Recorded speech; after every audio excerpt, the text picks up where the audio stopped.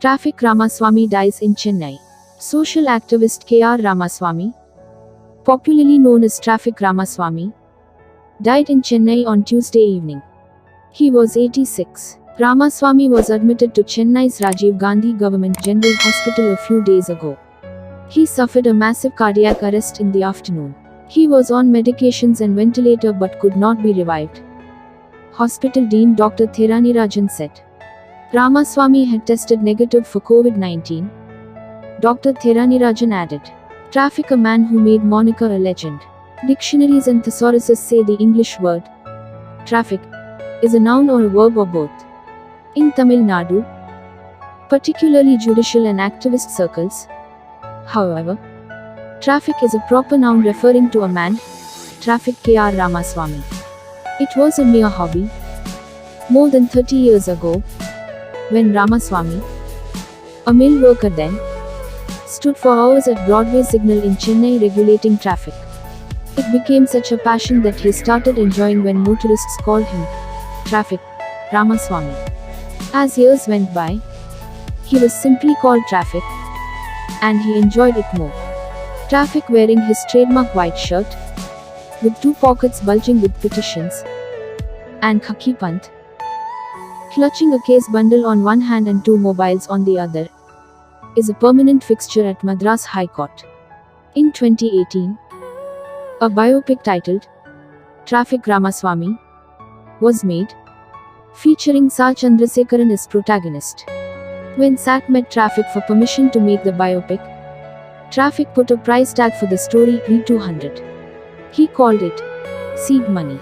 Traffic's activism was three-dimensional: road rules violations, encroachment of pavements and roads, and war on flex hoardings. You would never know which traffic signal he would take over or which encroachment or hoarding he would pull down. If such direct actions do not help, he would call police, from the local sub-inspector to the commissioner of police. Everyone will receive the SMS or calls in a span of 5 minutes. If even that does not help, he would note down details and the next morning he would mention it before Madras High Court. At least 200 pills had been born in that manner, for the state's good. Traffic realized the power of courts when he successfully challenged city police's decision to convert the wide NSC bus around the High Court premises as one-way. He accused police of settling for an easier option of converting a broad stretch into a one-way instead of regulating traffic.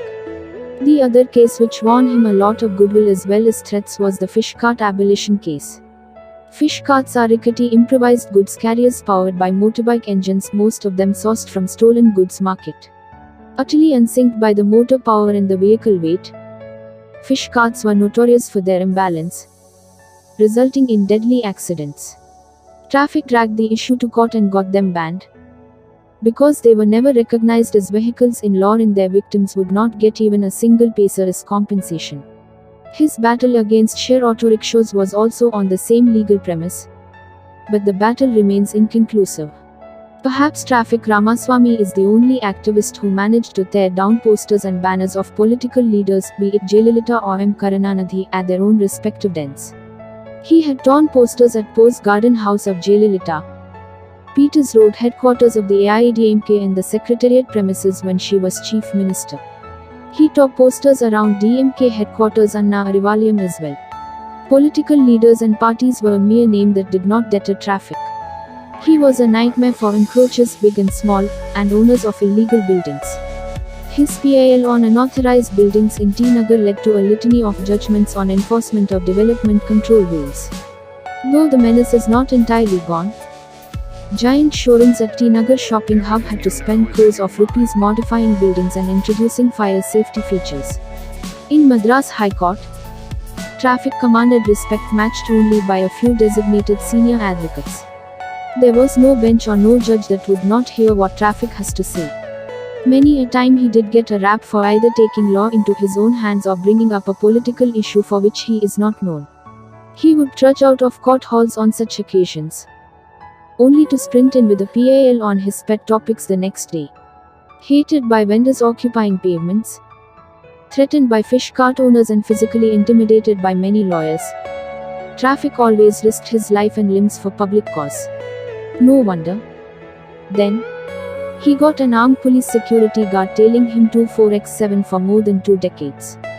Already a small-built man weighing about 40 kilograms, Traffic has been getting thinner and thinner every passing day for about 2 decades. Because he never had a full meal during the period. 2-course or 3-course meals are off his menu. I enjoy these biscuits and tea more than unlimited full meals, he would say, settling for snacks even during lunch. Curd, buttermilk, juice, porridge, biscuits and tea, they became his staple diet for ages. Traffic had a refrain, too. How can I alone run to every trouble spot? Like a fire engine. And for how long? I want everyone coming across road violations and encroachments to take it up in their own way. Among Traffic's unfinished agenda is removal of all places of worship from public spaces and pavements. He had used the Right to Information RTI Act route and even got an exhaustive list of religious structures, covering all religions.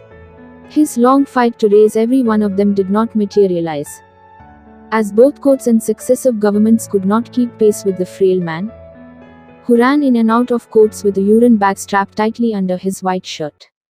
Thanks for watching. Subscribe to Chennai Daily Updates.